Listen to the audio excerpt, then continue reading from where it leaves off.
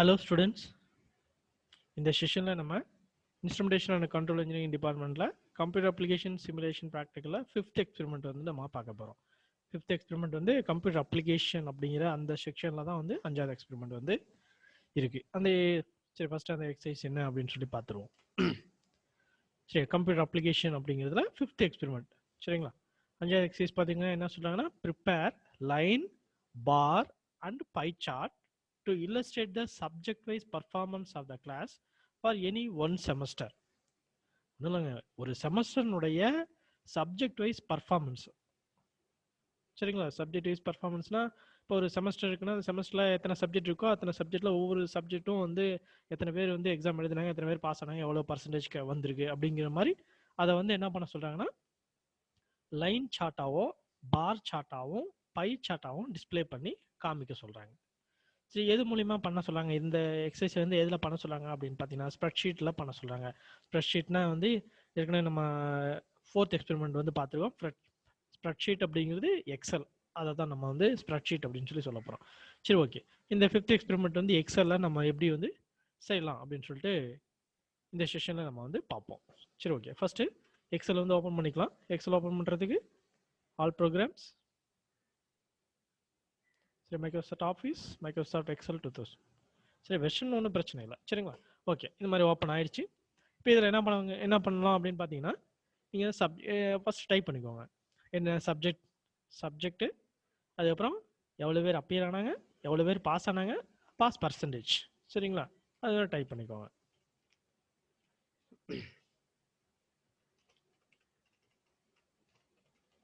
Subject, appeared, passed,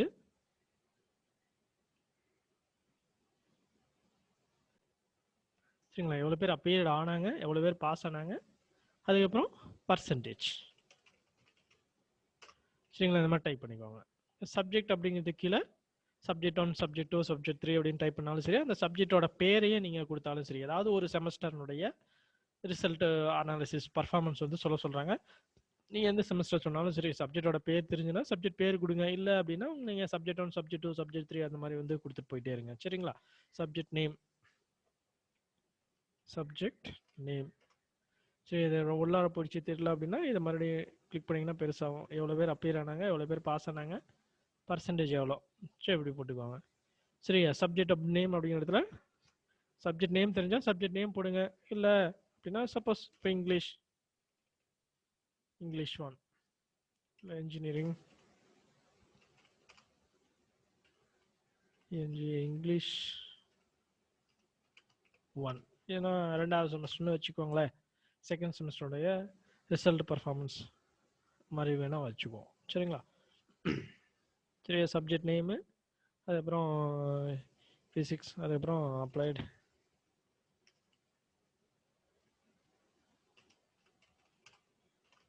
mathematics, சும்மா அப்படிங்க English maths 1, maths 2, physics 1, chemistry 1, English 1 அப்படியே போட்டுக்கணும். சப்ஜெக்டோட பேர் English, maths 1, maths 2, physics 1, chemistry, drawing 1, அதுக்கப்புறம்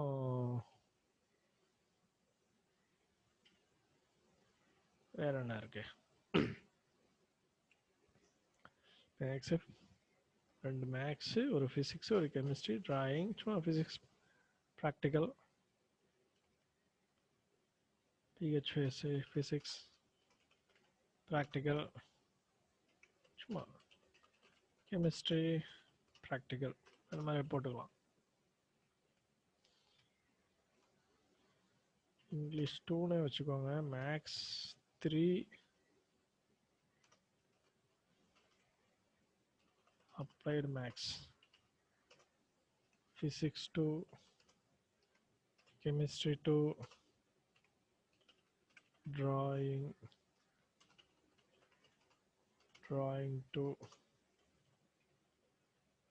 சரிங்களா? இந்த மாதிரி சும்மா சப்ஜெக்டோட பேர் வந்து இது மாதிரி டைப் பண்ணியாச்சு.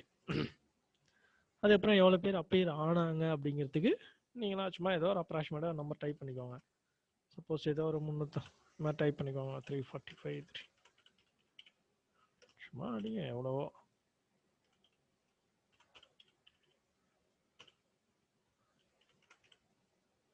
349 அப்பியர் ஆயிருக்காங்க.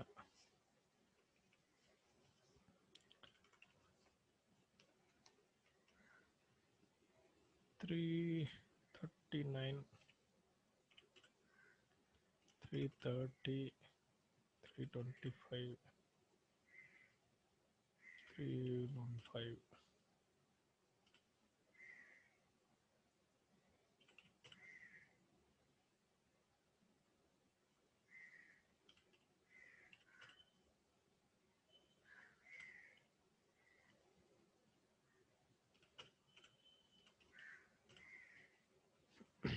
சரிங்களா? இந்த மாதிரி சும்மா அடிச்சிருங்க. அதே ஒரு பர்சன்டேஜ் கண்டுபிடிங்க. பர்சன்டேஜ் கண்டுபிடிக்கிறதுக்கு பார்த்தீங்கன்னா ஃபார்முலா இருக்குது, அதை யூஸ் பண்ணிங்க. ஈக்குவல் டு பர்சன்டேஜ் எப்படி கண்டுபிடிப்போம்?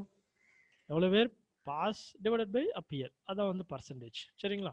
ஈக்குவல் எவ்வளோ பேர் பாஸ் அப்படின்னா இப்போ இங்கிலீஷில் 339 டிவைடட் பை 350 அப்படின்னு சொல்லி நீங்கள் போடணும். அப்படி நீங்கள் போடுறது பதிலாக இதில் ஒரு ஃபார்முலா யூஸ் பண்ணலாம்.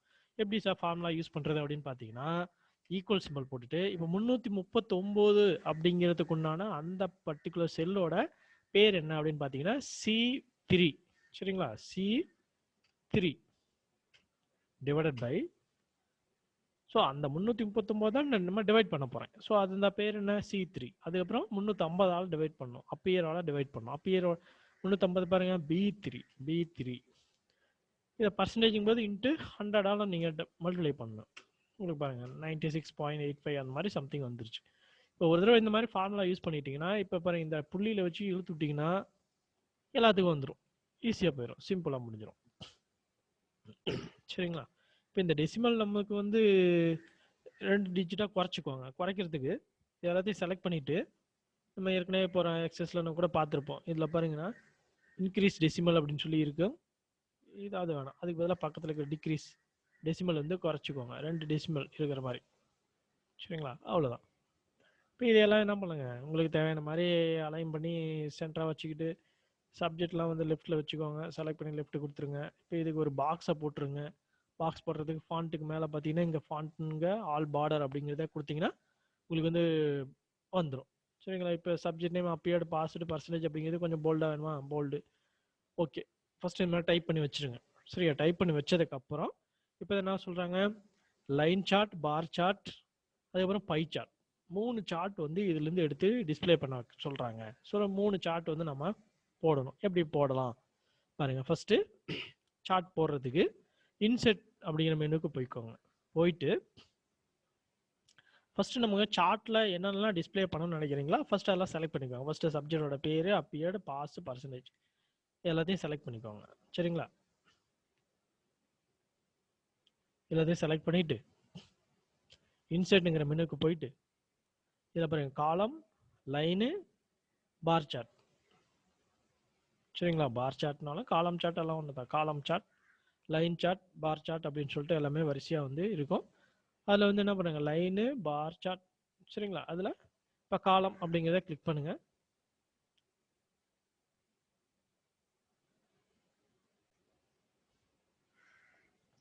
சரி, ஓகே, எல்லாத்தையும் செலக்ட் பண்ணிக்கோங்க. செலக்ட் பண்ணிட்டு ஃபர்ஸ்ட் பார் சார்ட் போடுவோம்.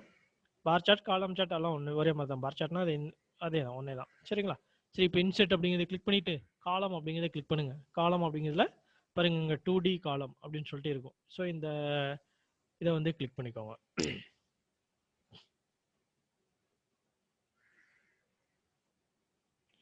ஸோ 2D காலம் கிளிக் பண்ணாலும் சரி, 3D காலம் கிளிக் பண்ணாலும் சரி, எதை கிளிக் பண்ணாலும் நமக்கு வந்து கரெக்டாக வந்துடும். சரி, 2D காலம் அப்படிங்கிறது எதை கிளிக் பண்ணுங்க. கிளிக் பண்ணிங்கன்னா உங்களுக்கு பாருங்க இப்போ உங்களுக்கு ஒரு சார்ட் வந்து வந்துருச்சு. ஸோ பாருங்க English 2, maths 2, applied maths, physics, chemistry, drawing. So இந்த மாதிரி உங்களுக்கு சார்ட் வந்து வந்துருச்சு. ஸோ இது பார். ஸோ இதான் பார்ஸ். இந்த மாதிரி பாக்ஸாக நம்ம வந்து போட்டு காமிச்சிருப்பாங்க. ஸோ இது பாருங்க ப்ளூ கலர் வந்து அப்பியர்ட், ரெட் கலர் வந்து எவ்வளோ பேர் பாஸ் ஆனாங்க, இந்த க்ரீன் கலர் வந்து எவ்வளோ பர்சன்டேஜ் ஒவ்வொரு சப்ஜெக்ட்லையும் அப்படிங்கிற மாதிரி வருது.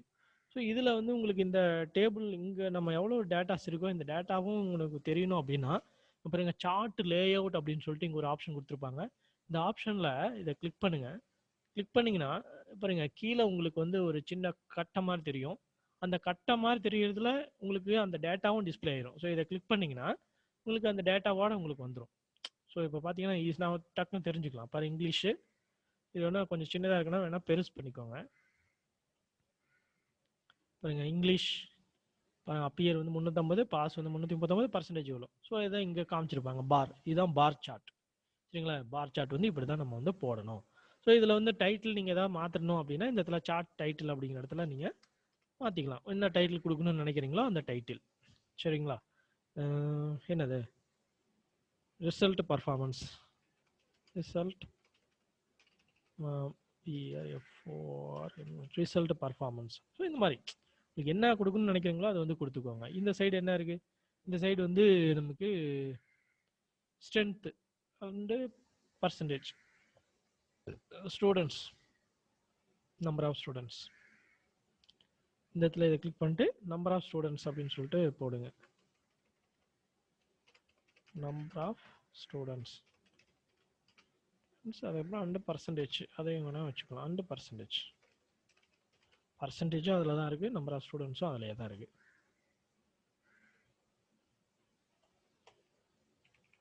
டிஏஜிஇ. சரிங்களா? நீங்கள் வேணும்னா வைக்கலாம், இல்லைனா கூட விட்டுலாம். ஒன்றும் தப்பு இல்லை. வைக்கணும் வைக்கக்கூடாது அப்படின்லாம் ஒன்றும் இல்லை.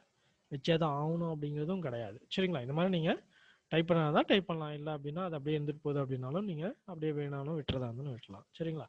ஓகே, இதான் வந்து பார்த்தீங்கன்னா பார் சார்ட். சரி, ஓகே. நெக்ஸ்ட் அடுத்தது மறுபடியும் இன்செர்ட்டில் போயிட்டு லைன் சார்ட் போடணும். லைன் சார்ட் போடுறதுக்கு சேம் அதே மாதிரி ஃபஸ்ட்டு செலக்ட் பண்ணிக்கோங்க. இப்போ லைன் அப்படிங்கிறத கிளிக் பண்ணுங்கள். சரிங்களா? லைன் அப்படிங்கிறத கிளிக் பண்ணிட்டு இதில் இந்த டாட் இருக்கு இல்லைங்களா, அதையும் அதை வந்து செலக்ட் பண்ணுங்க. அப்போ தான் அந்த அந்த வேல்யூஸ் வந்து அதுக்கு நேராக இருக்குது அப்படிங்கிற மாதிரி டக்குன்னு நம்ம தெரிஞ்சுக்கிறதுக்காக இதை கிளிக் பண்ணுங்கள். கிளிக் பண்ணிங்கன்னா உங்களுக்கு வந்துடும். ஸோ இது வந்து உங்களுக்கு பார்த்தீங்கன்னா இது லைன், இது வந்து பாரு, இது வந்து லைன். சரிங்களா? இந்த பார் சார்ட் வந்து வேணா சின்னது பண்ணி வச்சுக்கோங்க. அது சப்ஜெக்ட் எழுதியிருக்கிறதுனால உங்களுக்கு அந்த மாதிரி தெரியுது.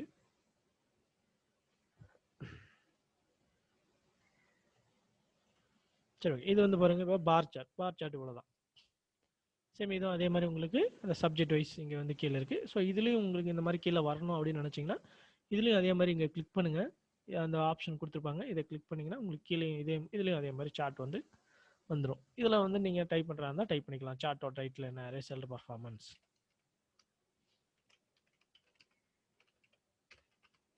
Result performance. ஸோ இந்த மாதிரி ஓகேங்களா? முடிஞ்சது. அடுத்தது இது வந்து அவ்வளோதான். பாருங்க, எல்லாம் செலக்ட் பண்ணுறோம், இன்செர்ட் போகிறோம், காலமை கிளிக் பண்ணி அதை செலக்ட் பண்ணால் உங்களுக்கு வந்துடும். இதுமாதிரி இந்த கீழே வரணும்னா நீங்கள் என்ன பண்ணுங்க, அந்த இதை செலக்ட் பண்ணுங்கள். அடுத்தது பை சார்ட் போட சொல்கிறாங்க. இன்செர்ட் ஃபர்ஸ்ட் எல்லாம் செலக்ட் பண்ணிக்கோங்க. பார்த்தீங்கன்னா ஏதாவது ஒரு இதுக்கு தான் நம்ம வந்து பை சார்ட் வந்து போட முடியும். ஒரு இதை சப்ஜெக்ட் செலக்ட் பண்ணிக்குவோம். சப்ஜெக்ட் இங்கிலீஷ் செலக்ட் பண்ணிட்டு இன்செர்ட்டு பை. ஸோ அதில் ஏதாவது ஒன்று பை சார்ட் கிளிக் பண்ணுங்கள். ஸோ இங்கிலீஷ் அப்படிங்கிற டிபார்ட்மெண்ட்டில் பாருங்கள், இது வந்து அப்பியர் ஆனவங்க, பாஸ்டு, இவ்வளோ பேர் பாஸ் ஆனவங்க.